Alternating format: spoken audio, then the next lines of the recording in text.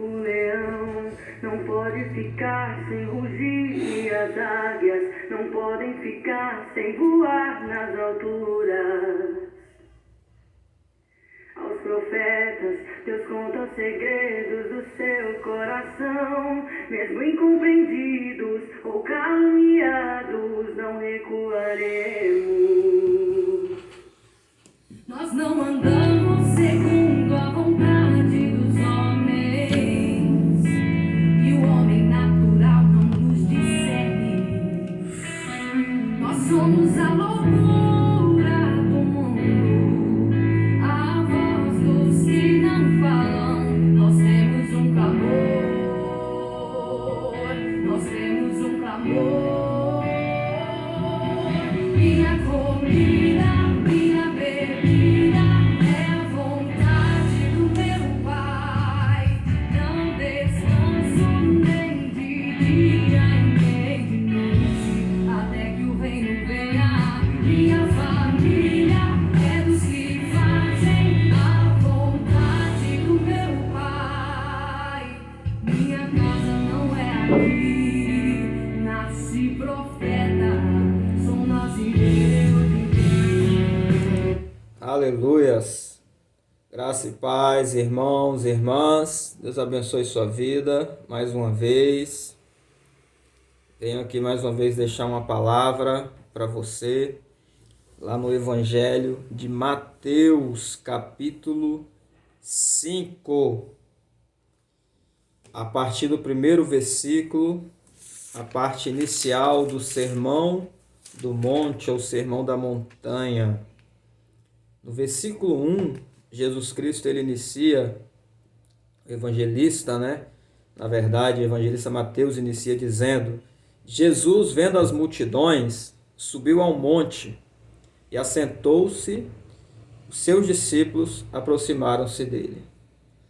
Jesus, vendo a multidão, subiu ao monte. Jesus, para que você que sabe, tem conhecimento, ele era sempre rodeado de pessoas, muitas pessoas rodeando ele. Então, da mesma forma aqui, tem uma multidão que está rodeando Jesus. Mas você percebe o que o texto diz? Ele viu a multidão e ele não foi em direção à multidão. Pelo contrário, ele se afastou da multidão e foi para um monte. E quem assentou-se ao lado de Jesus foram os discípulos.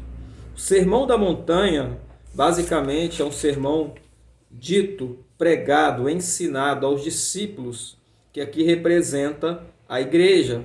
Os discípulos são os 12 apóstolos, os 12 que se tornaram apóstolos, os 12 apóstolos, os 12 fundamentos da igreja, que não são os únicos apóstolos que existiram. Eles, como representante da igreja inicial, Jesus Cristo traz uma palavra para eles. E essa palavra também é para nós, que somos a igreja de Deus. Então, Jesus Cristo, a primeira coisa que nos chama a atenção aqui é que ele vê a multidão e se afasta. Mas ele se afasta porque ele queria um particular com os discípulos. O que isso nos diz? Nem todas as pessoas estão preparadas para receber determinada mensagem. Nem todas as pessoas estão preparadas para sentar à mesa com Jesus Cristo. A multidão é carente, necessita, e depois os discípulos irão à multidão. Mas agora Jesus Cristo tem um particular com os discípulos, que o objetivo dele é anunciar esta palavra para os discípulos, para que então depois os discípulos pudessem anunciar à multidão. Então, nem todos, no primeiro momento, estão preparados. Então Jesus ele se afasta para ensinar apenas os discípulos. Então ele começa a falar das bem-aventuranças, a qual você já conhece, mas eu quero falar um pouquinho de cada uma delas aqui e o que elas representam para nós. A primeira delas, versículo 3, que ele fala, Bem-aventurados pobres em espírito, pois deles é o reino dos céus. A palavra pobre aqui não está relacionada a ser pobre economicamente, mas está relacionado a ser simples, a ser humilde, a não ser arrogante. O pobre de espírito é aquela pessoa que não é arrogante, que não é presunçosa, que não é orgulhosa, que não depende da sua própria força, pelo contrário, depende de Deus, depende da graça de Deus, da misericórdia de Deus, da palavra de Deus. Então, a primeira característica para ser um profeta, para ser um discípulo, para ser um apóstolo ou para ser um seguidor de Jesus Cristo, você precisa ser simples. Você não pode ter um coração arrogante, você não pode ter um coração cheio de soberba. Então, você precisa ser simples para que você possa herdar o reino de Deus. É por isso que muitas pessoas não acessam o reino de Deus como ele é, por causa da arrogância do coração, por causa da presunção do coração, por causa da soberba do coração. Então é preciso humildade, é preciso reconhecer que Deus é tudo. É preciso reconhecer que nós dependemos de Deus, para que então possamos acessar o reino de Deus. Para que possamos acessar o reino de Deus, você precisa ter um coração pobre, um coração sem soberba, um coração sem arrogância, sem avareza, um coração preparado para receber o reino. Lembra que Jesus ele fala que o reino de Deus foi escondido aos sábios instruídos em Mateus. O próprio Mateus fala, reino de Deus foi escondido aos sábios instruídos e foi revelado às crianças. Mateus capítulo 11, 25, se não me engano.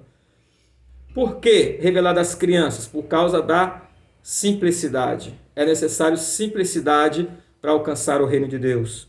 No versículo 4, bem-aventurados que choram, porque serão consolados. O choro sempre está relacionado à perda, ou quase sempre está relacionado à perda. E se você vai ser consolado, é porque talvez você tenha perdido algo, ou você vai perder algo, mas existe alguém aí que vai te consolar. E esse alguém que vai te consolar, hoje nós sabemos que é o Espírito Santo, que é o Consolador, é aquele que veio no nome de Jesus Cristo para representar a Jesus Cristo. Então ele é o que nos consola de todas as perdas que temos. E o que Jesus está dizendo para os discípulos, que seriam apóstolos, que seriam profetas, olha, não se preocupe, porque vocês vão chorar durante a caminhada, mas Deus, o Espírito Santo, vai consolar vocês.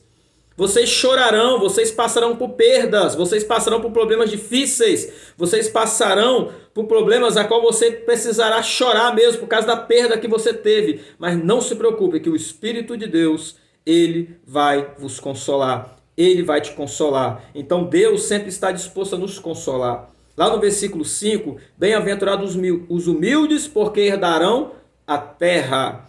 Esse texto aqui é um texto que necessita de um tempo só para ele, mas perceba que o Jesus fala que, mais uma vez aqui, ele traz a questão da humildade, a questão de você se afastar de toda a soberba, de toda a grandeza do mundo, e você ser humilde diante de Deus. Você não pode ser soberbo, porque aos soberbos Deus abate, agora aos humildes Deus exalta.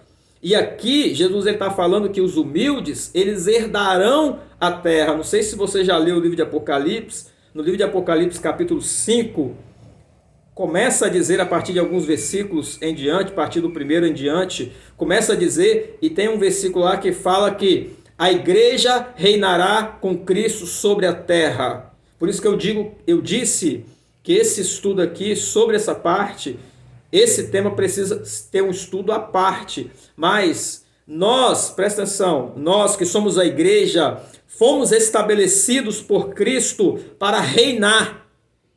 A igreja foi estabelecida para reinar. É por isso que alguns dos discípulos de Jesus Cristo, se eu não me engano, Tiago e João, eles perguntam, ô Senhor, nos dá um trono lá do lado do teu, quando tu estiver reinando sobre a terra. E Jesus fala, vocês vão sentar. Isso vai ser, isso não é a mim, mas essas coisas vão acontecer. Essas coisas vão acontecer, não se preocupe. Perceba, a igreja foi estabelecida para reinar.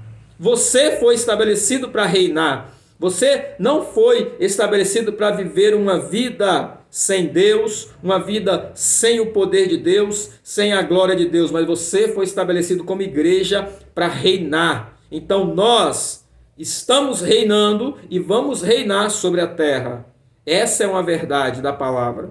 Lá no versículo 6, bem-aventurados que têm fome e sede de justiça, porque serão fartos. Mais uma vez, Jesus ele chama a atenção para a questão da justiça, mas ele também chama a questão para a questão da sede.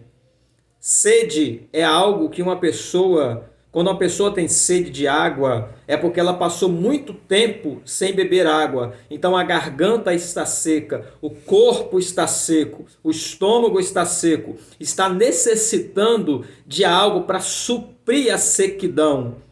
E Jesus está falando, quando você tiver sede, quando você tiver com desejo, quando você estiver desejando, porque chega aquele limite, você pode ficar sem beber água por um tempo, mas chega um tempo limite que você não consegue mais, então você começa a ter sede, então você vai ter que correr de um lado para o outro para encontrar água. Quando você tiver essa sede, você vai ser farto. Isso é, Deus virá e vai te fartar. Não se preocupe, Deus virá e vai te suprir. É isso que ele está dizendo. Deus supre todos aqueles que têm sede. Quem não tem sede, nunca serão supridos. Quem não tem fome, nunca serão supridos. Que a verdade é que Deus dá água para os sedentos. É isso que diz a palavra. Deus dá água para os sedentos. E Jesus falando para a mulher samaritana, ele disse que se ela tivesse sede, se ela quisesse, ele daria a ela água viva.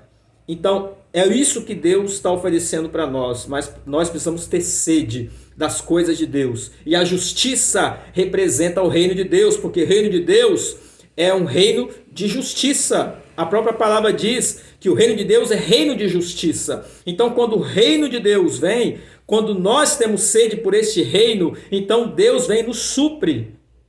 Ele o tempo todo está à disposição para suprir a nossa sede pelo reino, a nossa sede pelas coisas celestiais, a nossa sede pelas coisas eternas, para nos afastarmos das coisas materiais e nos achegarmos às coisas eternas. É isso que Jesus está dizendo para os discípulos. No versículo 7, bem-aventurados os misericordiosos, porque alcançarão misericórdia. Você só consegue alcançar a compaixão de Deus se você também tiver compaixão no coração. Você precisa ser misericordioso. Ser misericordioso é ter compaixão. Não é julgar, não é olhar para o outro e julgar e apontar o dedo, mas é ter compaixão. Ter compaixão é se colocar no lugar do outro, porque é isso que Deus fez. Ele enviou Jesus Cristo para se colocar no nosso lugar.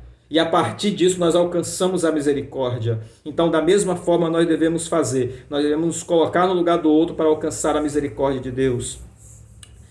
Versículo 8, bem-aventurados limpos de coração, porque verão a Deus. Olha só, um critério que Jesus ele estabelece para ver a Deus, ser limpo de coração. Porque o pecado, ele está no seu coração, e não é no coração físico, material, mas é no coração do Espírito. Está lá no seu espírito. É o seu espírito que se corrompeu por causa da desobediência. O seu espírito se corrompeu com as coisas do mundo, com as coisas passageiras.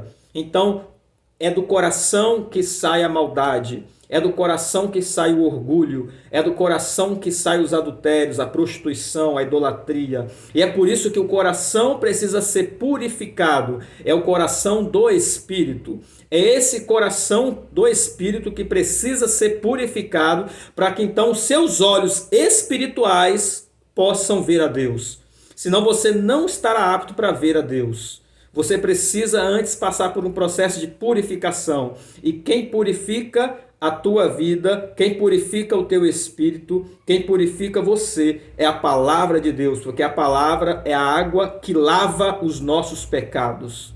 É a palavra que vem para purificar-nos de todas as impurezas. É isso que Jesus está dizendo. Vocês precisam passar por um processo de purificação para que vocês possam ver a Deus. A verdade é que as pessoas andam neste mundo sem ver a Deus. Elas não conseguem ver a Deus. E a verdade é que você vive uma vida natural e você não consegue ver a Deus em lugar nenhum.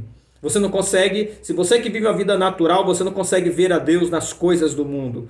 Quando você anda nas ruas, no seu trabalho, na sua escola, na sua casa, você não consegue ver a Deus, sendo que Deus está o tempo todo te protegendo, sendo que Deus está o tempo todo falando com você, querendo um relacionamento contigo, mas você não consegue ver. Por quê? Por causa do pecado, por causa do coração impuro que te impede de ver a Deus. Então, seus olhos espirituais precisam ser abertos. Para que seus olhos espirituais sejam abertos, você precisa purificar o coração. Porque o profeta, ele tem visão aberta para ver a Deus. E na visão aberta para ver a Deus, ele passou pelo processo de purificação. Ele passou pelo processo de limpeza da alma, limpeza do espírito, limpeza do corpo, para que os seus olhos, não materiais, mas espirituais, pudessem ver a Deus, para que seus olhos possam ver a Deus, como Eliseu, que tinha visão aberta, Elias, que tinha visão aberta, os discípulos que tinham visão aberta, e eles viam a Deus na realidade do mundo. É isso que nós precisamos, porque o profeta, ele vê a Deus em todo o tempo, em todos os momentos, em todas as circunstâncias.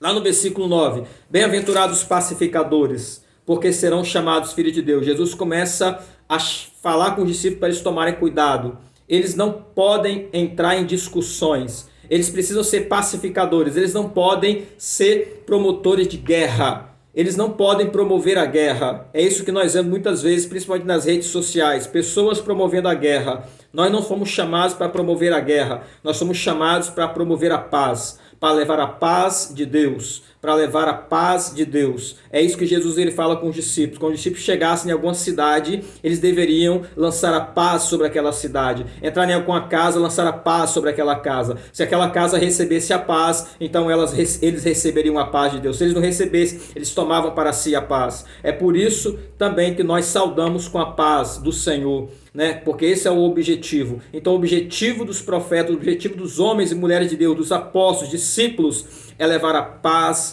de Jesus Cristo, não promover a guerra. Esse é o nosso objetivo. E Jesus ele chama a atenção para a paz, porque ele vai falar à frente a respeito de perseguição. No versículo 10 ele fala: bem-aventurados que sofrem perseguição por causa da justiça, porque deles é o reino dos céus.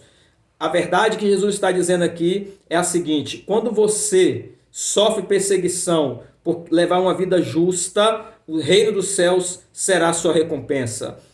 Quando você está sendo perseguido por levar uma vida em santidade, o reino do céu será a sua recompensa. Você percebe que nesse mundo que a gente vive hoje, se você viver em santidade, separado do mundo, o mundo te chama de fanático. Se você buscar o sobrenatural, o mundo te chama de louco. Se você buscar um relacionamento com Deus, falar com Deus, você vai ser dado como maluco. Então este mundo não está preparado para receber a Deus. Este mundo, nessa visão materialista, nessa visão material e natural dessa realidade, não estão preparados para receber a Deus. Você precisa preparar o teu coração, porque o mundo vai te perseguir, mesmo você fazendo as coisas certas de Deus. Lembra de Pedro, quando ele estava diante do Sinédrio, e o Sinédrio, aquele grupo de líderes religiosos, falaram para ele: olha, nós te exortamos, não fale mais no nome de Jesus Cristo. E Pedro fala o seguinte: o que é melhor, obedecer a vocês, homens, ou obedecer a Deus? Eu vou obedecer a Deus e não a vocês. Então, quando você obedece a Deus, nem sempre você poderá obedecer a leis dos homens. E assim você vai sofrer perseguição. Perseguição por ter uma vida justa diante de Deus. Perseguição por andar nos caminhos de Deus. Perseguição por ler a Bíblia, perseguição por orar, perseguição por ir no monte, perseguição por buscar o sobrenatural de Deus, buscar o poder de Deus, perseguição quando você ora por uma pessoa e uma pessoa que está enferma, essa pessoa é curada, os religiosos eles te perseguem, ele fala que você não pode curar, é isso que fizeram com os discípulos, eles perseguem, mas você não pode olhar para isso, você precisa estar preparado, o seu coração precisa estar preparado para essas realidades que virão. No versículo 11, bem-aventurados sois vós, quando vos insultarem e perseguirem, mentirem, disserem todo mal contra vós por minha causa, Por causa de Jesus Cristo você será perseguido. E no versículo 12, para nós terminarmos: exultai e alegrai-vos sobremaneira, pois é esplêndida a vossa recompensa nos céus. Quer dizer, Deus tem uma recompensa preparada para nós. Hebreus capítulo 11, versículo 6 diz o seguinte: aquele que se aproxima de Deus precisa crer que ele existe. E crendo que ele existe, crê que Deus é galardoador, recompensador. Então as recompensas de Deus já estão preparadas para nós que buscamos viver o evangelho de Jesus Cristo de verdade. E na parte final do capítulo 12, do versículo 12 diz: porque assim perseguiram os profetas que viveram antes de vós. Todos os profetas receberam perseguição. Todos os profetas, a maioria deles foram martirizados. Isaías, Jeremias, Ezequiel, Daniel, Oséias, Amós, Miqueias, os próprios apóstolos, que são apóstolos e são profetas, receberam perseguição. Jesus Cristo está dizendo para os discípulos: se prepare, porque vida de profeta não é fácil. Vida de profeta não é fácil. É necessário estar preparado. É necessário estar com o coração preparado. É necessário estar com o coração aberto. Aberto para as realidades sobrenaturais. Fechado para o mundo, mas aberto para as realidades sobrenaturais. Os profetas foram perseguidos, então vocês também serão perseguidos.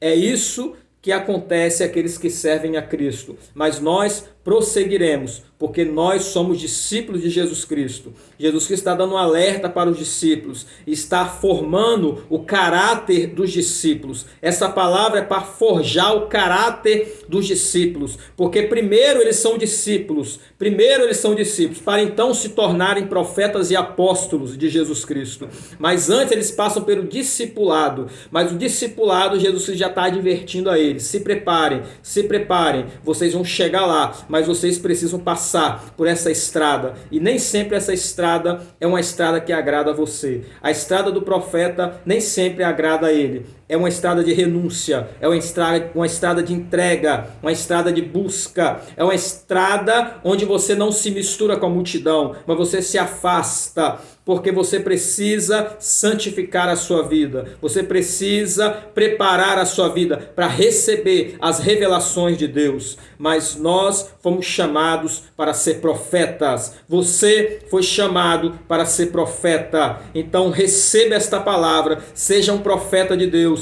Seja uma profetisa de Deus. Seja um discípulo. Seja um apóstolo. Seja um evangelista. Seja um mestre. Seja um pastor. Seja um profeta nas mãos do Senhor, anunciando esta palavra. Mas prepara o teu coração para esta palavra. Prepara a tua vida para ser usado por Deus de uma forma poderosa. Em nome de Jesus Cristo. Em nome de Jesus Cristo. Seja abençoado. Receba esta palavra sobre a sua vida em nome de Jesus. Receba esta palavra. O leão não pode rugir, ficar sem rugir. As aves não podem ficar sem voar, senão não seriam aves. Os profetas não são profetas sem receber os segredos de Deus. Que a palavra diz que Deus anuncia o segredo aos profetas.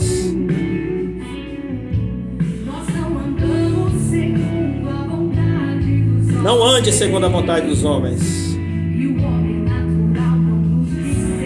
O homem natural não consegue compreender as coisas do Espírito. Ei, somos a loucura do mundo.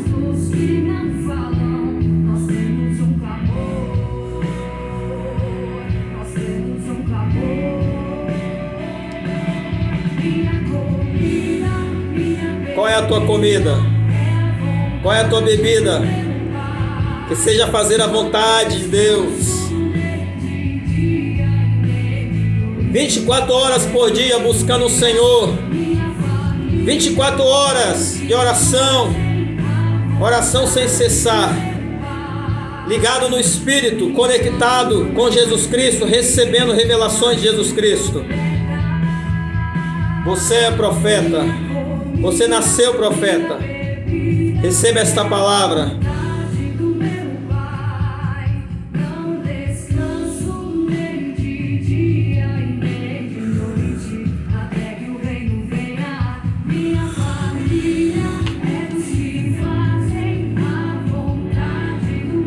Nós somos estabelecidos para fazer a vontade de Deus. Nossa casa.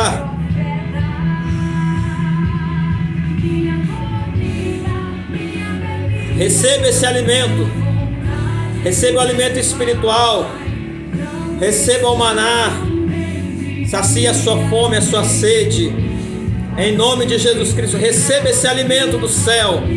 Receba esse alimento do céu na tua vida aí agora. Receba a presença de Deus aí agora. Seja cheio do Espírito Santo. Abra o teu coração. Você foi levantado para ser profeta.